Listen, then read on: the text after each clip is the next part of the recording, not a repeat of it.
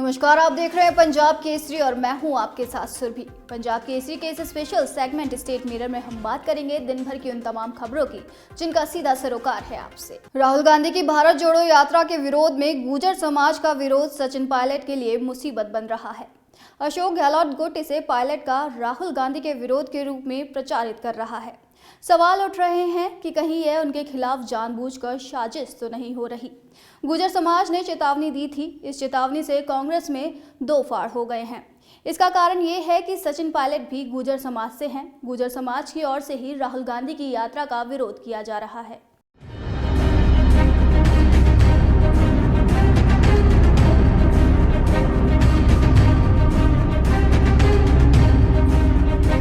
राहुल गांधी की भारत जोड़ो यात्रा के विरोध में गुर्जर समाज का विरोध सचिन पायलट के लिए मुसीबत बनता जा रहा है।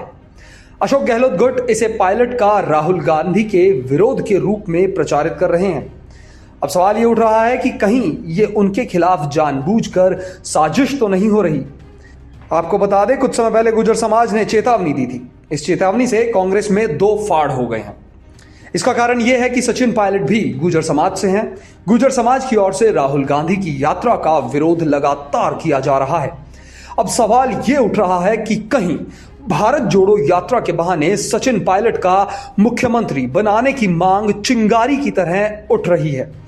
आपको बता दें कि पायलट और गहलोत की सियासी अदावत के चलते इस विरोध को सचिन पायलट से जोड़कर देखा जा रहा है। ऐसा बताया जा रहा है कि गुर्जर समाज के नेता चेतावनी दे रहे हैं तो इसके पीछे कहीं सचिन पायलट का हाथ तो नहीं है। अगर उनका हाथ नहीं है तो वे गुर्जरों को मैनेज करने की कोशिश क्यों नहीं कर रहे हैं। राजस्थान में जब जब भाजपा का कोई बड़ा आंदोलन हुआ है तब तब भाजपा शीर्ष नेतृत्व ने अपनी एडवाइजरी के जरिए प्रदेश भाजपा में चल रही गुटबाजी को शांत किया।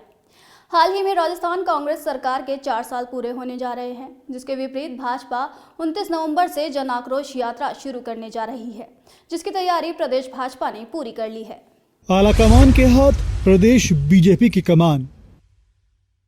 आखिर क्यों आला कमान ने ली आंदोलन की कमान अपने हाथ? आखिर क्यों नहीं है प्रदेशाध्यक्ष, प्रभारी और बड़े नेताओं पर केंद्र को भरोसा? क्या केंद्र ने राजस्थान के लिए बनाया अचूक प्लान? राजस्थान में जब जब भाजपा का कोई बड़ा आंदोलन हुआ तब तब भाजपा शीर्ष नेतृत्व ने अपनी एडवाइजरी के जरिए प्रदेश भाजपा में चल रही गुटबाजी को शांत किया। हाल ही में राजस्थान कांग्रेस के 4 साल पूरे होने जा रहे हैं, जिसके विपरीत भाजपा 29 नवंबर से जन आक्रोश यात्रा शुरू करने जा रही है, जिसकी तैयारी प्रदेश भाजपा ने पूरी कर ली है। हर बार जनसभा से पहले और बाद में पार्टी के अंदर चेहरों की लड़ाई देखी गई। इस बार ऐसा ना हो, इसके लिए आंदोलन की रूपरेखा और सब कुछ केंद्र ने अपने हाथ में ले लिया है। इसके लिए हामी दिल्ली से तय होगी। इस बार जन आक्रोश यात्रा के लिए तैयार बैनर से प्रदेश भाजपा का नेतृत्व भी गायब दिखा।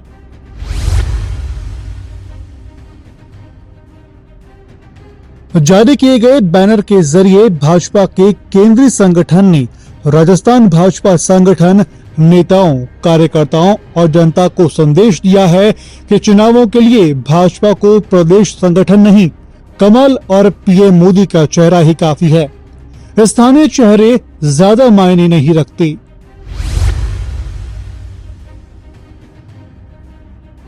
राजस्थान भाजपा ये मानकर चल रही है कि राजस्थान में कमल खिलेगा। ऐसे में कई नेता और समर्थक खुद के नेता को सीएम बनते देखना चाहते हैं। प्रदेश में सीएम चेहरे को लेकर के अलग अलग गुट बने हुए हैं। राजनीतिक विश्लेषकों को सीएम की कुर्सी के लिए भी मजबूत दावेदार दिखाई पड़ रहे हैं। ऐसे में यह बैनर सीएम चेहरे के लिए स्पष्ट संदेश देता है कि राजस्थान में सीएम का कोई चेहरा नहीं होगा। चुनाव भी पीएम मोदी के चेहरे पर लड़ा जाएगा।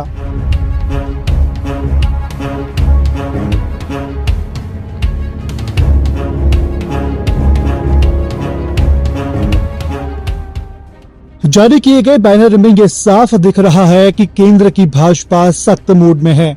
सभी जिलों को निर्देशित किया गया है कि यात्रा में सिर्फ इस बैनर का उपयोग करें। इस कारण से ये बैनर बड़े नेताओं के बीच काफी चर्चा का विषय बना हुआ है और यह स्पष्ट है कि स्थानीय नेताओं और बड़े नेताओं को बैनर में जगह नहीं मिलने से जनता के बीच उनका क्या संदेश जाएगा। आखिर पार्टी का लोकल वोकल कनेक्शन से दूरी क्यों? ऐसा पहला मौका होगा कि इस तरह की किसी यात्रा में प्रदेश के किसी नेता का या फिर प्रदेशाध्यक्ष का चेहरा नहीं दिखाई दे। शांति एवं अहिंसा निदेशालय द्वारा पूर्व प्रधानमंत्री इंदिरा गांधी की जयंती पर स्वतंत्रता सेनानी स्वर्गीय कस्तूरबा गांधी को समर्पित राज्य स्तरीय 3 दिवसीय महिला सशक्तिकरण शिविर शनिवार को ड्यूटी के दादा भगवान आश्रम में शुरू हुआ। शिविर में प्रदेश से करीब 500 से अधिक महिलाओं ने भाग लिया। देखिए ये रिपोर्ट। पूर्व प्रधानमंत्री इंदिरा गांधी की जयंती पर स्वतंत्रता सेनानी स्वर्गीय कस्तूरबा गांधी को समर्पित राज्य स्तरीय 3 दिवसीय महिला सशक्तिकरण शिविर शनिवार को भगवान आश्रम में शुरू हुआ। शिविर में प्रदेश भर से करीब 500 से अधिक महिलाओं ने भाग लिया। शांति और अहिंसा निदेशक मनीष कुमार शर्मा ने शिविर में राज्य भर से उपस्थित महिला प्रतिनिधियों को संबोधित करते हुए कहा कि स्वतंत्रता सेनानी कस्तूरबा गांधी को समर्पित शिविर राजस्थान में महिला सशक्तिकरण के नया आयाम देने के लिए बनाया गया है। उन्होंने कहा कि महात्मा गांधी का संपूर्ण जीवन दर्शन मानव विकास और सामाजिक निर्माण का खजाना है। इसे लूटने के लिए हमें आगे आना होगा। शिविर में उपस्थित सभी प्रतिभा महिलाओं को अपने अपने जिले से 5-5 महिलाओं के नाम देने का आह्वान किया जो गांधी दर्शन के प्रचार प्रसार में अपना योगदान दे सकेंगी। वहीं शांति और अहिंसा निदेशालय की ओर से निदेशक मनीष कुमार शर्मा ने सभी अतिथियों और अधिकारियों को गांधी साहित्य भेंट किया। गांधी जीवन दर्शन समिति के सह संयोजक शिव किरण सोनी ने आभार व्यक्त किया। खबर जैसलमेर से है, जहां शिक्षा विभाग की 67वीं राज्य स्तरीय बास्केटबॉल प्रतियोगिता का अमर शहीद सागरमल गोपा राजकीय उच्च माध्यमिक विद्यालय की मेजबानी में रविवार को शहीद पूनम सिंह स्टेडियम में अल्पसंख्यक मामलात मंत्री के मुख्य अतिथि एवं जिला कलेक्टर टीना डाबी की अध्यक्षता में भव्य आगाज हुआ। अल्पसंख्यक मामलात मंत्री शाले मोहम्मद ने ध्वजारोहण कर एवं खेल की घोषणा कर 20 से 24 नवंबर तक 5 दिवसीय आयोजित होने वाली राज्य स्तरीय बास्केटबॉल प्रतियोगिता का विधिवत उद्घाटन किया।